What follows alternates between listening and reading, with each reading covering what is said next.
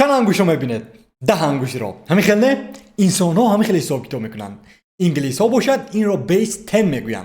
تو از 1 تا به 9 حساب کتاب میکنی و بعدا هم خیلی 10 میشود و 11 میشود و هم خیلی میرود. ولی دستگاه کامپیوتری اینگونه کار نمیکنن. دستگاه کامپیوتری سیم و قوای برق رو استفاده میبرن. خلاصه اینکه اونها دیگر متماتیک رو استفاده میبرن.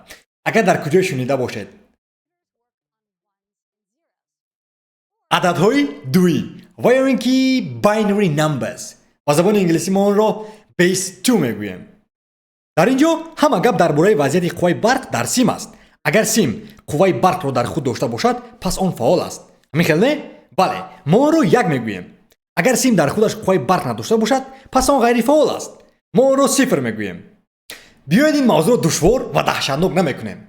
انیخترش من با شما عملا نشون میدیم. چطوری که میگویم شنیدن کی بود مانندی دیدن. در اینجا من باتریه ها و تختچه و دو چراغ LED دارم. وقتی که من با یک از آنها پیوست میشوم، برای مثال این آشنای من که از طرف چپ است، چراغک LED روشن میشود. وقتی که من آن رو دور میکنم، آن غیر فعال میشود. شما میتوانید گویید که وضعیت پیوست شوی یا فعال است یا نافعال. در باینری ما این رو 1 و 0 میگوییم. خوب، فعال 1 است، غیر فعال 0 است. اکنون که در اینجا دو چراغک LED است، من شماره کامبیناسیون رو دوچند میکنم. برای مثال این دو چراغ میتوانند که غیر فعال باشند و ما آنها رو 0 0 میگوییم. آنها میتوانند که فعال و غیر فعال باشند. 1 بر 0. غیر فعال و فعال 0 بر 1. و یا اینکه فعال و فعال 1 بر 1. فهمو شد؟ هر یک سیم که ما اعلام میکنیم اون شماره کامبیناسیون رو دوچند میکند. با یک سیم تو میتوانی دو وضعیت داشته باشی. فعال یا اینکه غیر فعال. 1 و یا اینکه 0. 0 و یا اینکه 1.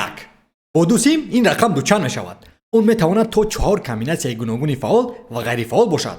با 3 سیم چی؟ 6 البته که نه. این دوچند میشود. 8 کامبیناسیون گوناگون فعال و غیر فعال.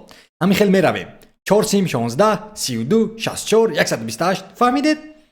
چطوری که در درس‌های گذشته گفتم CPU های زمان معاصر با یک چند نوع گوناگون میآیند. 32 بیتا و 64 بیتا. انا سیستم اپراتسیونی معاصر هم 32 بیتا و 64 بیتا میشوند. CPU های 32 بیتا و سیستم اپراتسیونی 32 بیتا میتوانند تنها 4 گیگابایت رم را در خود داشته باشند و خلاص. این معنی آن را دارد که شماره امکانات فعال و غیر فعال آنها 4 میلیارد و 294 میلیون و 967 هزار و 296 کامبیناسیون را در بر میگیرند. وقتی که من از 32 بیتا با 64 بیتا میروم آیا این شماره کامبیناسیون را دوچند میکند؟ چی فکر دارید؟ بله یا که نه بله؟ 50 و 50؟ البته که نه. وقتی که من از 32 بیتا با 33 بیتا میروم این شماره کامبیناسیون را دوچند میکند. از 32 بیتا با 64 بیتا اگر رویم که اهی همه چی گلباغی با باغ میشود. چنان دور میپرد که ما دیگر قبیله نمیتوانیم. انم است برای همین در حساب براری این خیلی مهم است. اندازه رم و CPU سیستم‌های اپراتسیونی. خلاصه اینکه سیستم‌های اپراتسیونی 64 بیتا و CPU 64 بیتا میتوانند در خود یک قابچه رم را داشته باشند. بله سیستم اپراتسیونی 32 بیتا CPU 32 بیتا در خود میتواند تنها 4 GB رم داشته باشد.